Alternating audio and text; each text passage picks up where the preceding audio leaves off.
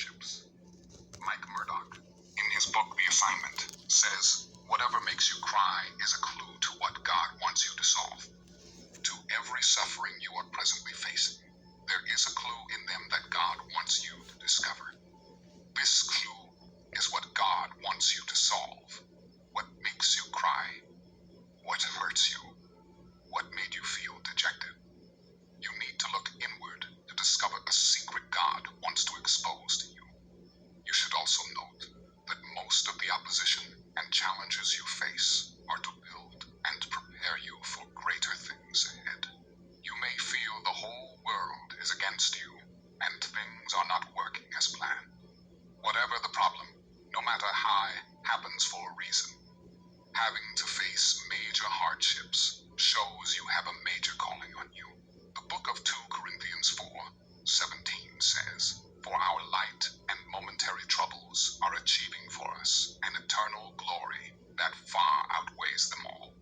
This is to remind and encourage you that there is a glory ahead that God had predestined for you. To achieve that, God has to make you go through tough moments to build momentum and enlarge your capacity. What God is calling you to do might not be for you alone, but for others to benefit from it. He is God, and no one can question him. A good example is Joseph. God allowed him to go through many unpleasant situations to save the entire nation in the future. Beloved, the more intense your challenges, the more glorious your future. God's calling upon Joseph made his brothers hate him and sell him off to Egypt. The same calling led him to prison and eventually made him a prime minister. You are a chosen one and are made for greater purposes if you are undergoing adversity. Do not be discouraged. You are about to fulfill your destiny.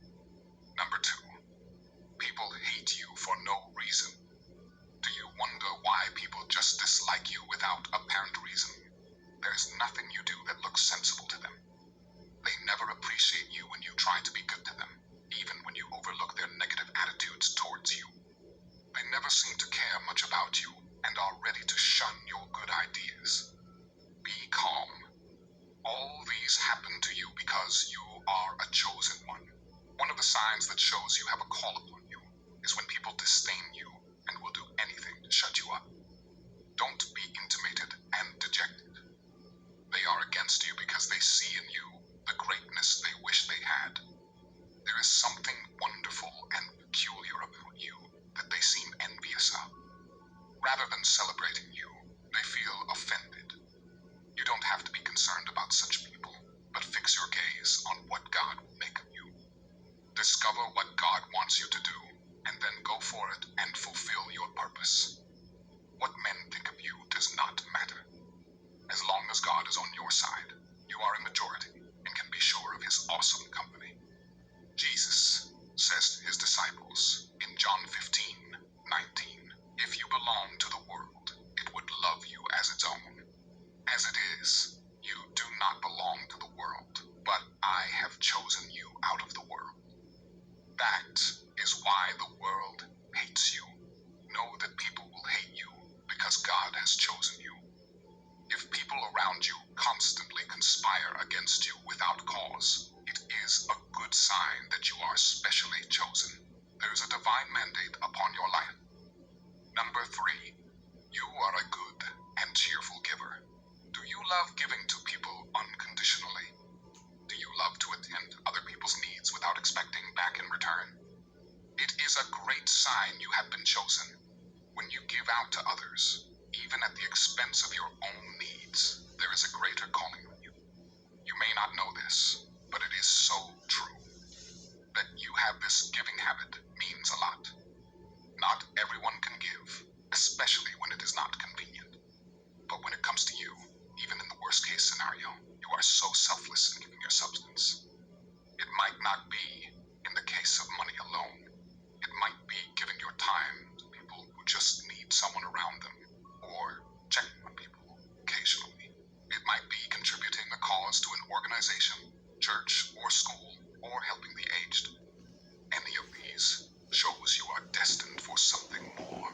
It shows you have been selected for something greater. is an attribute. It shows you have been selected for something greater. It is an attribute that sets you apart to be used by God. It is like that little boy from the Bible who had 2 fishes and 5 loaves of bread. He is destined and has been chosen to be present for the miracle Jesus is about to perform. What would have happened if he had not released them for Jesus? 5,000 men would have gone hungry and perished in the wilderness. But thank goodness, he is a cheerful giver, and he realized his calling. The little boy realized he had been chosen to help Jesus feed those multitudes of men. Your wanting to contribute to the betterment of others tells a lot about you. It is a sign that you have been chosen by God to help someone out there. It might be a ministry struggling financially, or people desperately in need. This is to encourage you to keep doing good and be a blessing to others. That is what you are called to do. That is who you are. You have a special ministry upon you, and you have been chosen if you find fulfillment in giving out to others, helping them, and making them happy. Allow yourself to be used by God, and He will bless you in return. For you have an inner knowing.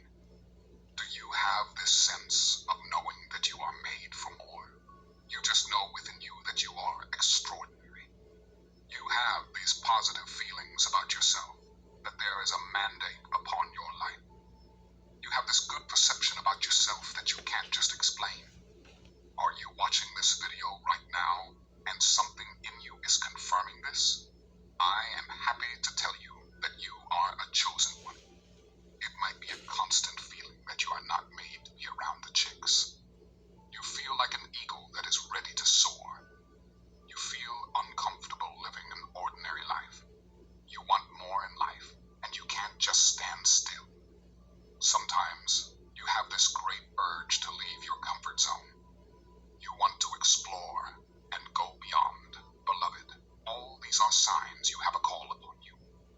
Jesus was just 12 years old when he knew he was not meant to be a carpenter.